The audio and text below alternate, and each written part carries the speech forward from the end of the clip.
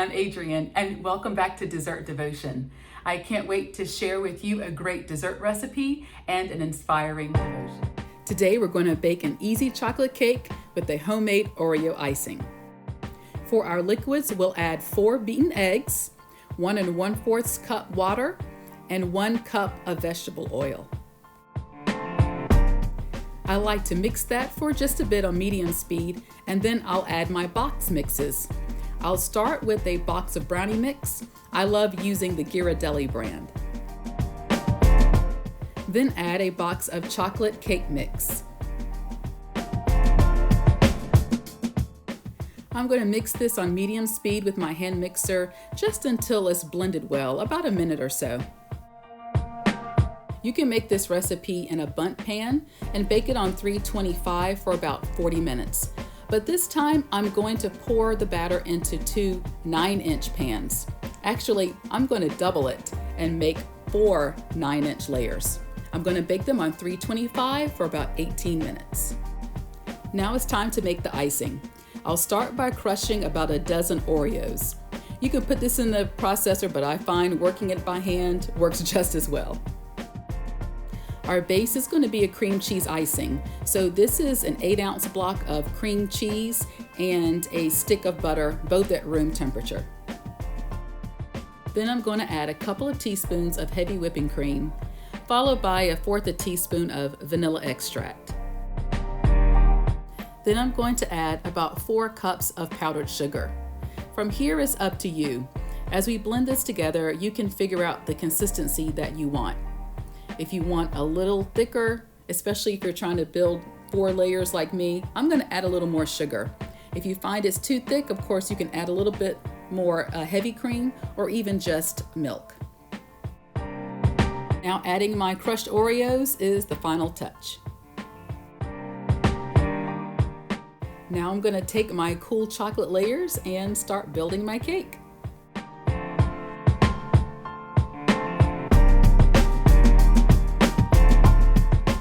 Just putting a few dowels in there for stability. And I'm going to sneak a cardboard layer in between layer number 2 and 3, so when I cut this cake at the party, I can cut the top 2 layers, lift this, and then cut the bottom 2 layers, if that makes sense. I've got all 4 layers here, and I'll just finish icing the rest of the cake.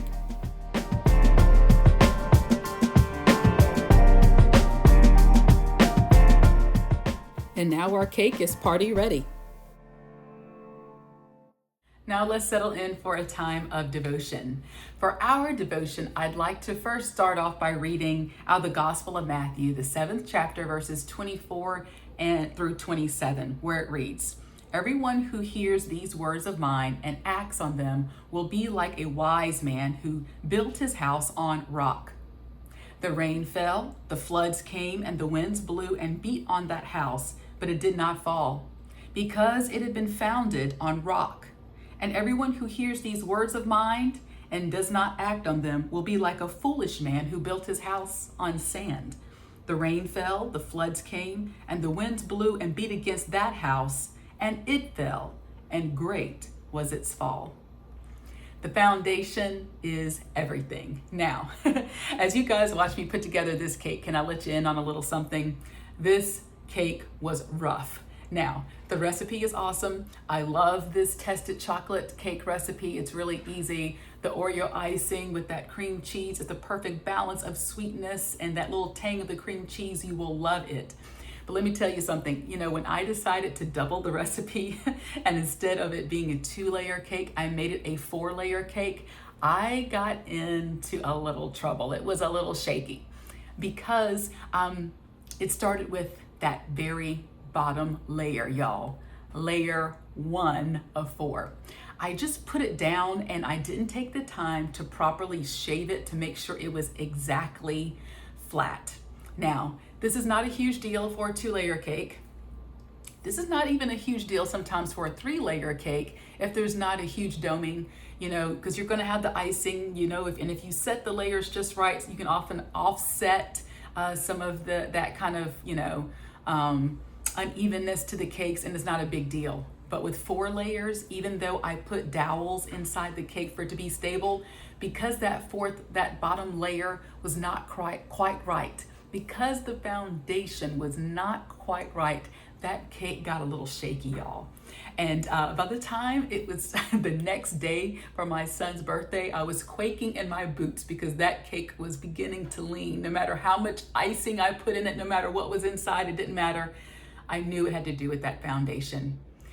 So Jesus' words are true. I have seen it in the smallest things like building a cake, and even especially with building our life.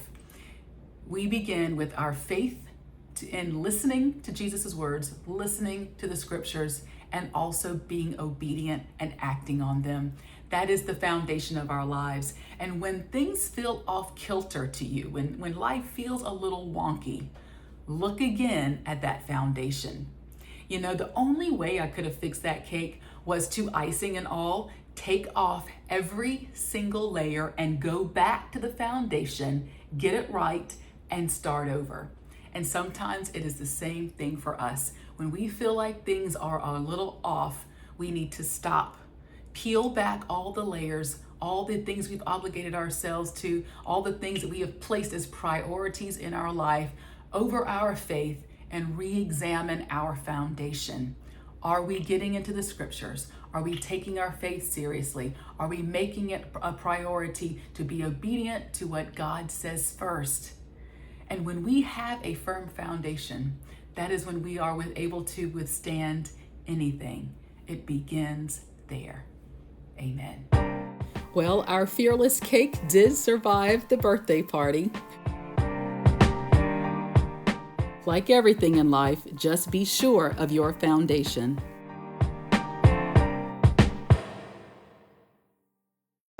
Thanks for joining me, and for more sweet devotions, check out my website at Dessertdevotion.com.